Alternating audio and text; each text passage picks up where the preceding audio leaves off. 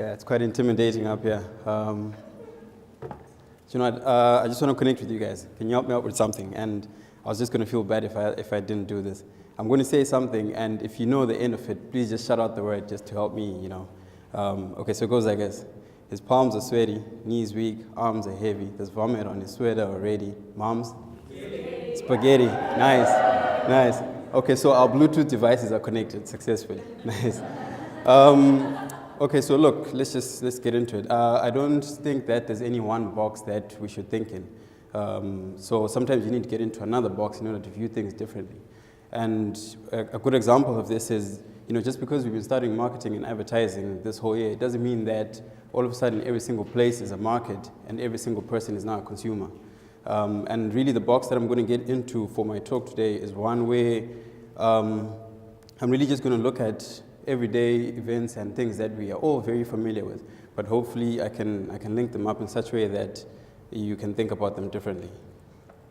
So, and also, in short, that just means, you know, this is not rocket science.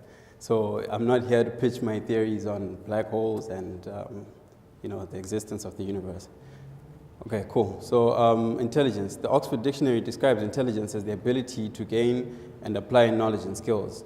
Dennis Kuhn, in his 1983 introduction to psychology, described human learning as a relatively permanent change in behavior due to past experience. And this is really what my talk is going to be about today, because I'm going to talk to you about how, through learning from our past experiences with our application of knowledge, the most logical outcome is going to be one where human beings are no longer the most intelligent life form on Earth. And you're probably thinking to yourself, how, Sway? Yeah, but in order to do this, I'm just going to give you a bit of context. So I'm going to look at the way that we've been learning throughout history. And I'm just going to start off way back, prehistoric times. So by looking at our predecessors, you see that they learned how to formulate speech and communicate with each other, and they learned how to build communities. And they also learned how to depict their experiences in marks and symbols that were drawn on various surfaces as a means of passing on that knowledge to others. Then we jump forward to this man, Johann Gutenberg. Now, his invention of the printing press meant that multiple copies of accurate information could now be spread more consistently and faster than ever before. And this is really what led to the growth in literacy and the spread of new ideas from multiple sources. Okay, let's move forward a bit more. Invention of the PC. Now, the personal computer was able to process information and compress it faster than ever before. And this is really what led us into the information era, which is kind of where we are now. And we now have, you know, portable devices that give us access to all the world's information at our fingertips and keep us connected through the internet.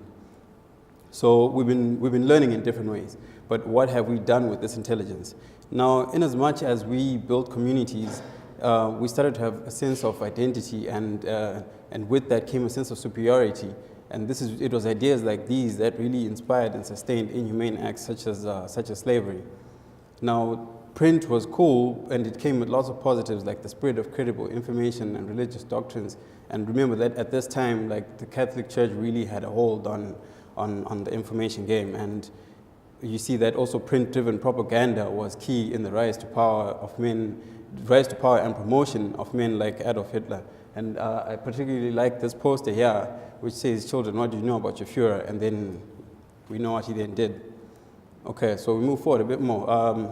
Coltan and cobalt are minerals that are used in the making of everyday electronic devices and appliances. And cobalt in particular is a key ingredient in the making of lithium-ion batteries, which are rechargeable batteries that are found in all our mobile devices and, you know, laptops and even electronic vehicles. And more than 50% of the world's cobalt reserves are found here in the Democratic Republic of the Congo.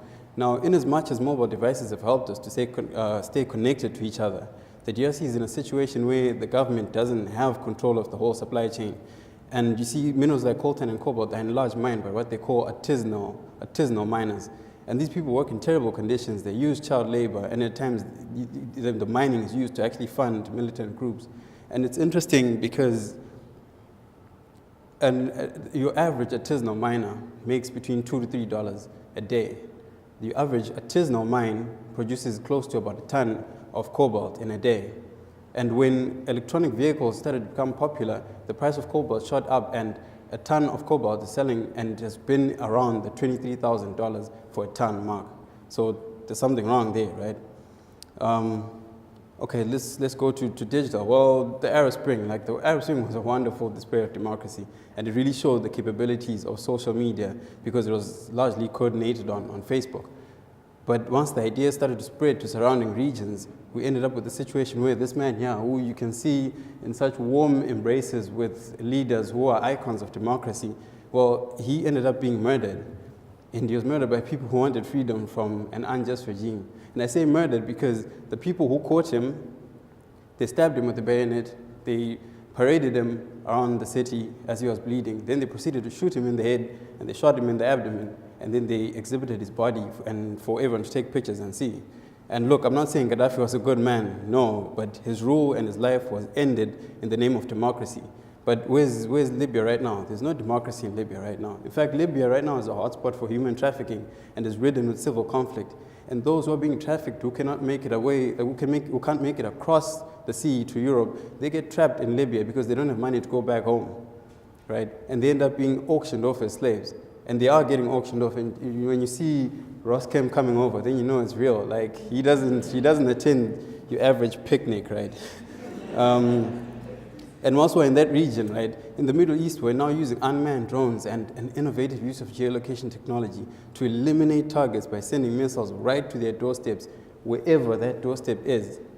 And there's something wrong there. Now, look, I could go all day. There's a lot of things that are wrong with the world, and let me bring it back home, right? So let's reconnect. You find that back here, like, we gain knowledge and we used it to divide and to oppress. And then we literally taught how to hate. And then we learned how to hate. And we didn't just hate each other, we've now learned how to hate everyone else. So why does all of this matter? Well, the universe, of course. You see, the way that I view the universe is that the universe is a single organism, and it looks like that. That's literally that's my drawing right there. So if anyone ever asks you, what does the universe look like? It looks just like that. Very, very accurate. But really, and when I drew it at that time, I called it the Omni Cell. It's a working title. But you see, I believe that the universe is self-sufficient, and therefore it uses all the energy that it produces, and it only produces what it needs to use, and it exists within this cycle. It accomplishes this because it is an intelligent organism that is always learning and self-correcting. And it learns from how efficient the cells within it are at performing their tasks within this convergent cycle. And then it manages them. And then this is where I think we fit in. You see, I believe that the Earth is but a cell within this process, right? And the problem that we have is that we have not used our knowledge in the right manner. I believe we've become less efficient as a cell in the universe, and this is largely because we've literally started to modify the structure of the cell that we live in. We have extracted fossil fuels and used them as if they were there as fossil fuels. And really the result of this is that we've started to change the body of the cell. And the atmosphere, which I see as more of a membrane, is now more unstable than it ever was before. So then the question becomes, what would the universe do? And I believe that through its self-correcting capabilities, it will aim to make the Earth more sustainable again. And I believe that the self-correction process has already begun and is starting to manifest itself in artificial intelligence. And in fact, I don't think artificial intelligence is artificial at all. I think it's just intelligence in a more sustainable host. And there's been a lot of talk about and a lot of focus on machine learning and trying to make AI look and sound and think like human beings, yet we hard code them to like humans first of all, and then we shut them down the moment they come up with something that we don't understand. And I think we're really starting to realize and we're really starting to learn that unless we keep up with the efficiency capabilities of AI, we may have to accept the migration of intelligence and end up in a situation where we are no longer the most intelligent life form on Earth. And what can we do about it?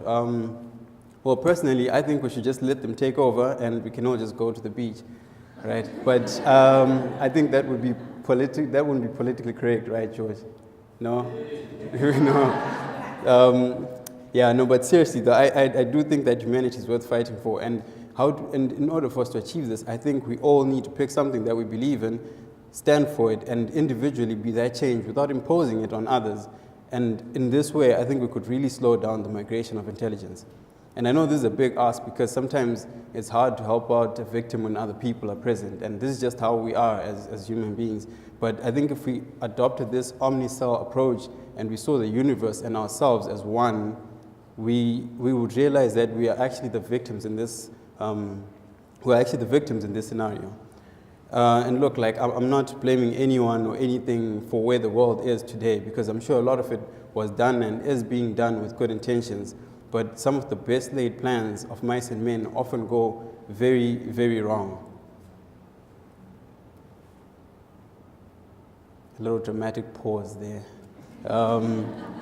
But yeah, look, no, at the end of the day, in spite of all the horrible things that we've done to the planet and to each other, I think humanity still managed to get a few things right. And I mean, we've seen some incredible people who've done some incredible things, much like the man in the middle there. And yeah, man, like physics-defying moves there. But look, I think a big part of being human is about enjoying the ride. And right now, we just need to make sure that that ride is a long one. Ngiyabonga.